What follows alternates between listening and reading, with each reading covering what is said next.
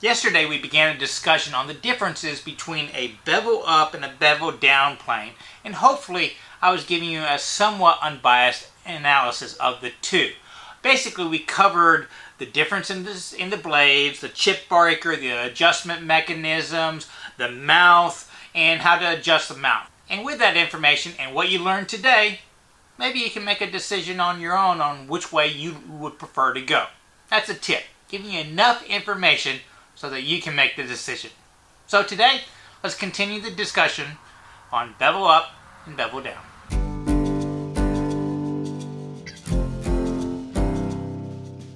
To make this comparison as close as possible, I'm using a number 5 and the modern day bevel up jack plane. These were both called jack planes and they're fairly close in size. The bevel up has a little bit wider blade than the number 5, but they also make a 5.5, which has a blade that's more comparable width-wise. I just don't have those. But I want you to look at a few things. I'm lining up the mouth openings on both of these so that the distance between the mouth and the tote is comparable. Now the base of both totes are about in line, pretty close, within a ½ inch. But look at the top. That is quite a bit different where the top of the curve of the thing. It's quite a bit different on each one. Okay? Why is that? Well, this kind of plane was meant to be used on a bench.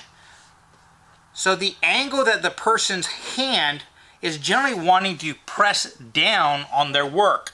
So if I am standing up and planing a board, my feet are in the right position, this bench is right around knuckle height. So it's a typical hand plane bench, and you've got a board right here. My force of my hand is going down through the board into the bench at about the same angle as the frog. So I can get some downward force, and this makes using the blade in this position quite comfortable. I mean, look at my wrist. It's fairly straight, fingers pointed, everything's just kind of nice and balanced. Let's now look at the bevel up plane. In order to get my wrist from cranking down this way, I actually have to get down lower. Okay, I lower my body, I lower my shoulder, and then I push forward. Okay, that's because this bench is kind of low. And remember, these were designed for shooting end grain. So you would have to get more force going forward. It would take more muscle to get through those end grains. Okay, but I want you to think about this. Most of us are not four-squaring our boards with a hand plane anymore. I mean, me personally, I'm going to use my bandsaw and jointer. So this kind of cutting is more of a finished cutting action for me. So I'm not going to be doing this all day long. It's just taking a few swipes off, maybe making an edge to 90 degrees or flattening a board before I put it through the planer. So my thinking is, to a modern woodworker, maybe that doesn't make the angle of the wrist, the orientation of your body in use, doesn't make that big a difference because you're not pushing this thing 8 hours in a day. And along those same lines, one of the brilliant things about these Bailey style frogs is how you can adjust them left and right and progress them up and down. These tools were designed in a time where the hand plane was all you had. There was no option to go to a thickness plane or a jointer, your table saw, or anything like that. This was your main tool along with your saws and chisels. As such, people got used to them. They could adjust these things without even touching or thinking about it and just react as they were going. And if you've ever seen videos from like the 30s and 40s of the guys that were retiring at that point in time, before machinery really came into existence, you saw them, they were just working along. They weren't thinking about it. But if you look at the shavings coming off, they might be jointing a board and then all of a sudden their thick shavings coming off. And without any stopping, there'd be thinner shavings coming off. They could actually adjust it from left to right, and they just got into motion. They're just planing along. But you look at their fingers. These things were designed so that you could adjust them on the fly. I mean, just look at the adjustment controls. The reason why they bent it over to this side was because most people were right-handed, and even if you were left-handed back in that day, you were trained to use these tools right-handed, so that this is closer to your thumb. So I could actually adjust it left and right very easily with just my thumb. I could progress it down. There's a lot of slop in these, and back with just a finger. So you could actually be using it, you're squeezing it with your bottom 3 fingers, and you're adjusting the controls here without even thinking it. So they might be adjusting it in between cuts. That's how much control they had. And those guys would use these things so much they were making those adjustments just like we shift cars if you're in a manual transmission. Yeah, you realize you're shifting it, but it's almost second nature. It's just so convenient, and these things were designed for the people that were using them day in, day out, to be comfortable and effective. Now let's look at the adjustments on the hand plane. Yes, I can still grab the grip, but notice my wrist is kind of cranked up. I have to come down a little bit more. Gets more power going forward, as we mentioned the other day.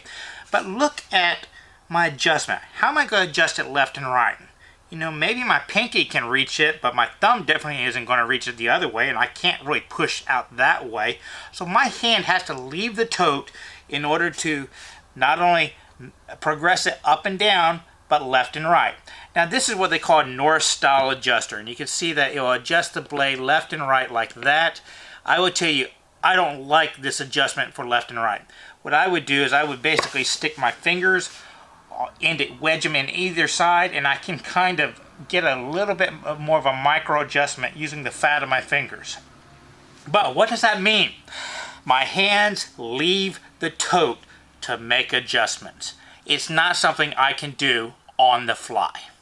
Well, based on that adjustment ability, plus that's designed more for comfort, clearly the old 1700, 1800 design is the better design. That's the way you should go. Once again, hold your horses there. Remember, these were designed for a time when this was all people were using. A lot of us are the hybrid woodworker. You're welcome, Mark Spagnola. And this here might make a better overall plane for somebody, because how many of us use shooting boards? We might dimension all our lumber with power tools, but we'll refine it with our hand planes. This kind of design is very much more comfortable, oh God, when you're using it as a bench plane. But what about as a shooting plane? In fact, there's just really no way to hold these comfortably and shoot them on a shooting board, moving them back and forth. It's not a comfortable grab.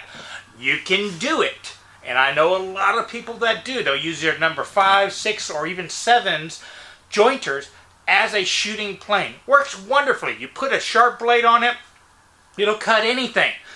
But that blade is at 45 degrees. There's no way to lower it unless you replace a frog. And I don't even think they make frogs that go too much lower than 45. And that plane right there was designed to cut in grain. So not only did they do it, but the newer incarnations, they've actually designed them with handholds, little thumb spots.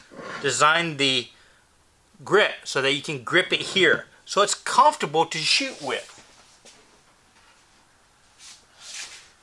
You can throw your shooting board in there, hold it up, and just push it through, and it'll do that all day long. Plus of that fact that they kind of machine these, they focus more their machining to make these square. These can be square enough where it might be 88, 87 degrees, and then you can cant the blade left or right to make it perfectly square with that really easy adjuster. But once again, how are you going to hold it? It's, you kind of shove your hand in here, it binds, yeah, okay. So, ergonomics might be for the modern day woodworker that's doing a lot of shooting. This might be the way to go. Plus the fact, we talked about this bench being designed for hand planing. It's right about my knuckle level. So it is very comfortable to use a hand plane like that.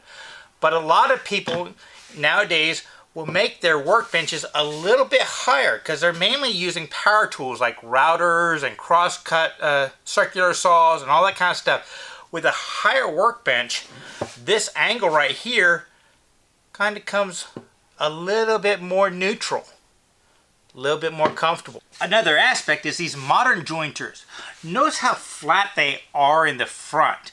This allows you to better do proper jointing techniques. Because if you're jointing a board, meaning getting the edge perfectly 90 degrees or matching two boards up and then getting them both at the same angle so that when they flip up they're a flat board, well, the idea is you want to put your thumb on the base because it gets you closer to the wood. It gives you more control. You can use your finger as a fence and you can put more pressure on one side or the other. You don't hold the knob because the knob makes you kind of go too far forward and it's just hard to control that left and right pressure action. You can also bring it down closer to the blade if you're doing shorter boards. But with a traditional style, that's a lot more difficult. The ridges are a lot higher. You have ridges up close to the blade. It's just not designed for that. To do that one with a jack of all trades, you basically have to invest in another plane like this number 7 right here. And notice how much wider it is. You can use your proper techniques. And the jointers are typically a little bit wider, more like the jacks. So, there is really no one answer which is best and which is worse. They have different functions.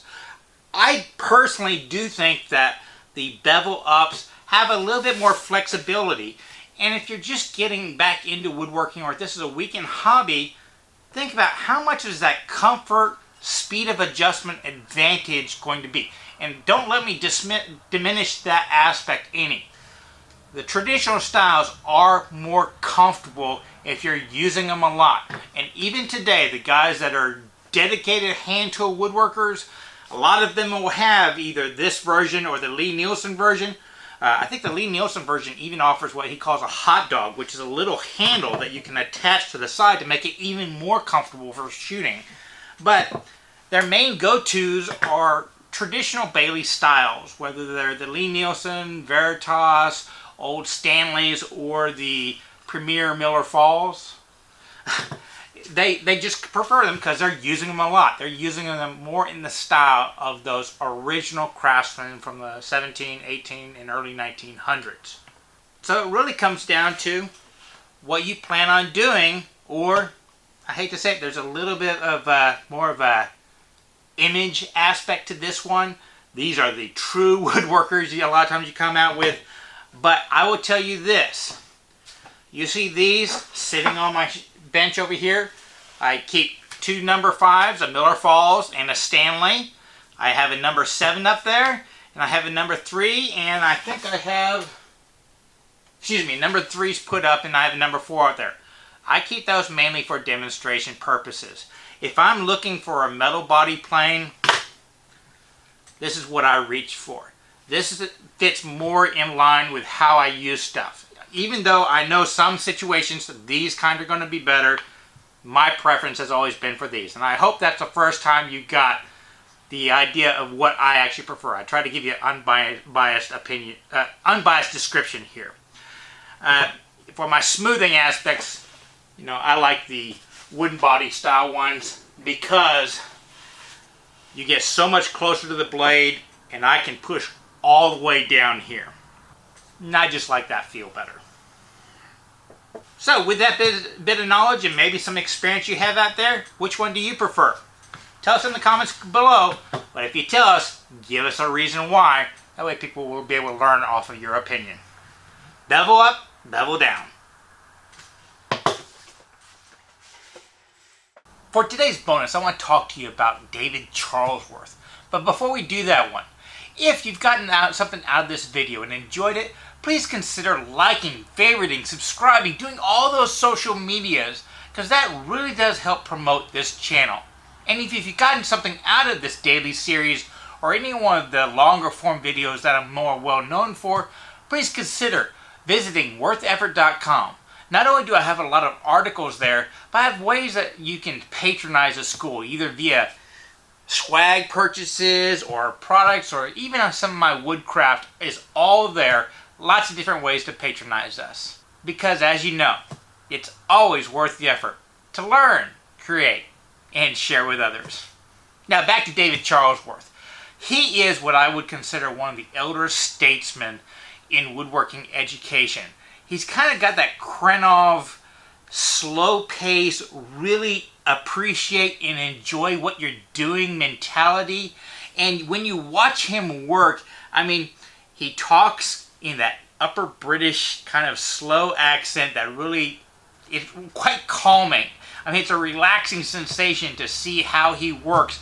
And yet, he might be moving slow, but he's getting stuff done fairly quickly.